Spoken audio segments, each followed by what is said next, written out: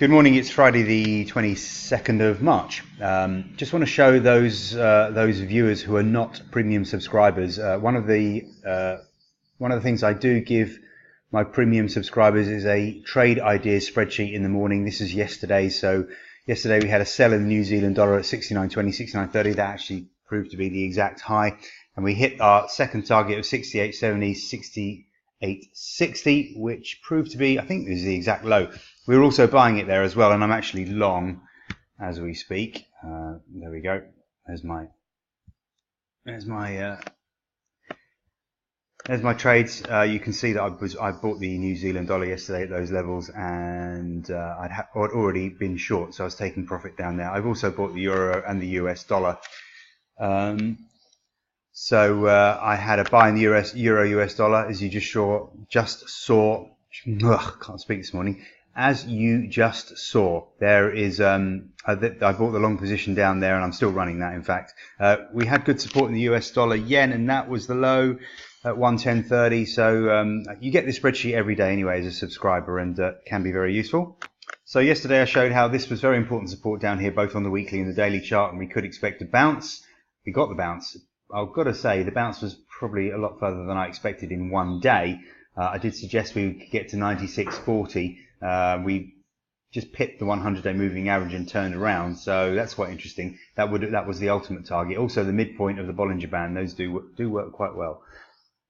So now we've reversed, and I would not be at all surprised to see a retest of this low. And I'm not saying get short now. Well,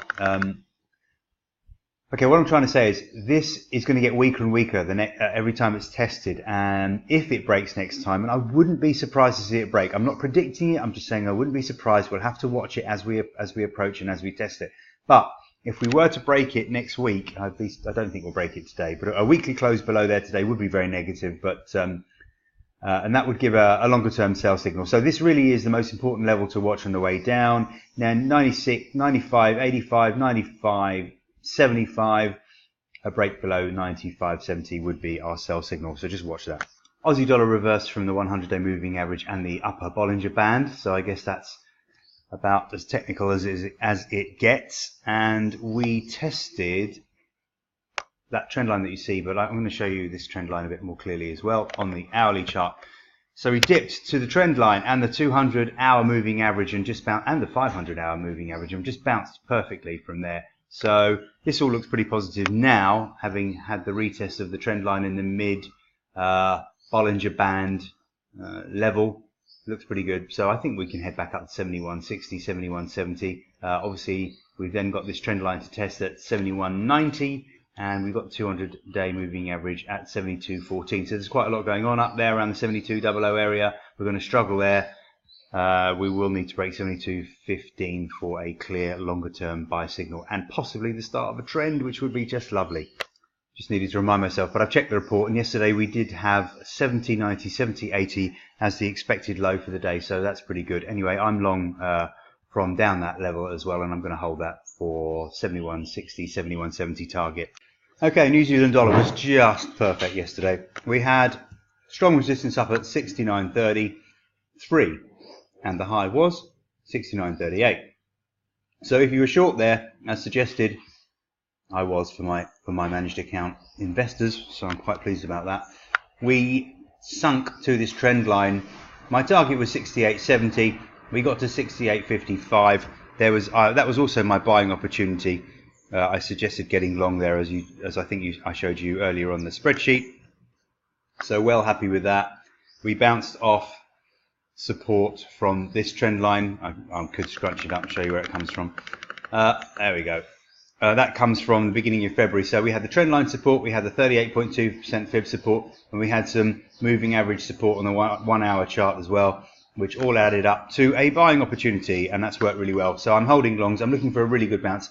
I really actually wouldn't be surprised to see it up around that low $69 area, 69.10, 69.30 for some profit taking before the weekend. As I said to you yesterday, the big support for the dollar yen was down at 110.40, 110.30. I think that's what I told you.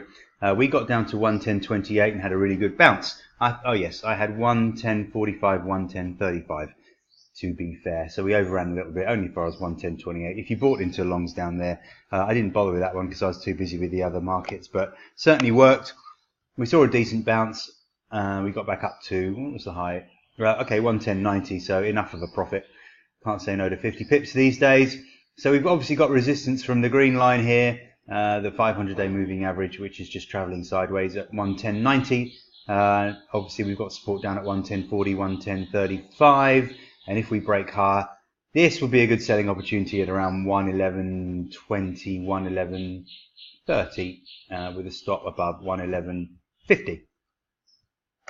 Euro US dollar held this upper Bollinger Band at 114 at 114.35. I certainly didn't suggest a short position. I thought the euro looked fairly strong, but what I did suggest was a long down at 113.70, 60, and that worked okay. Although he dipped to 113.40, it wasn't enough to stop us out. So he just dipped below the trend line, and now we're hovering around the 100-day moving average. So I think this looks good. It actually looks better on the 1 hour chart. So we dipped to test the trend line, the 38.2% fib at 113.43, and we held just above the 200 and 500-day moving averages. We're now holding above the hour moving averages, and we're now holding above the 100-hour moving average, the blue line. So as long as that continues, it all looks good. So again, we've got good support down. I think I had my buy at 113.70, 60. So that's where I'm long from. If it dips today, you're not long already, you could get in at 113 sort of 45, 35 with a stop below 113.20. That might be a nice little fine tune of that. But I'm happy being long at 113.60, 70. Inside day doesn't tell us an awful lot. Surprised that we came back so much, but if we can hold above 113.66, the 100-day moving average, then that all looks pretty good, and then we can get back up to at least 114.10, maybe even 114.35. If you're brave enough to trade cable throughout all this Brexit nonsense, we spiked lower to the 38.2% fib at 130.21. And were held by the Bollinger Band at 130, well, whatever that was at the time, 130.00 around there.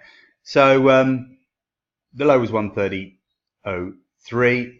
We've rocketed higher, back up through this trend line and 55-day moving average. So obvious resistance from the midpoint of the Bollinger Bands, 131.90, and the 500-day moving average at 132.15. So that little band should be resistance for today. If we get above yesterday's high, which was at 132.28, we'll be looking at 133.00, 133.10, and of course resistance up here from the trend line and the upper Bollinger Band at 133.55.60.